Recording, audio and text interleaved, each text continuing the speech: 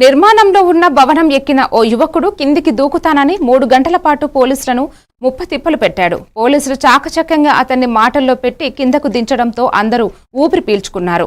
స్థానికంగా తీవ్ర కలకలం సృష్టించిన ఈ సంఘటన రాజేంద్రనగర్ పోలీస్ స్టేషన్ పరిధిలోని అత్తాపూర్ డివిజన్ హైదర్గూడ సిరిమల్ల నగర్లో జరిగింది. అనంతరం అతడిని పోలీస్ స్టేషన్ కు తరలించారు. చాకచక్యంగా వ్యవహరించి ఎల్లయ్యను కాపాడిన పెట్రోలింగ్ కానిస్టేబుల్ రాఘవేంద్ర, అంజయ్యల లేడీ కానిస్టేబుల్ ను స్థానికులు అభినందించారు. నాకు ఇల్లు చూపించి నువ్వు వద్దురా నువ్వు. అరే నేనేమంటున్నా బా, నేనేమంటున్నా నువ్వు ఇల్లు చూపిస్తారా నాకు? అరే నాకు ఇల్లు చూపిస్తారా అంటే అట్లా కాదే. నువ్వు పిల్లలు ఉన్నారా నీకు? పిల్లలు కాలే ఇద్దరు ఫస్ట్ నేను మాట్లాడుతున్నా. పిల్లనా ఇగో మన ఇద్దరమే పోదాం, మన ఇద్దరమే పోదాం, మన ఇద్దరమే పోదాం. ఆడికి పోంది ఆడ చూపిస్తారా నాకు? చూపించి నువ్వు వద్దురా, నువ్వు చూపించరా? నువ్వు నాకు ఇల్లు చూపిస్తా కదా తెలిసేది. ఇల్లు నీకు ఇప్పుడు నాకు ఎలాగా ఇల్లు,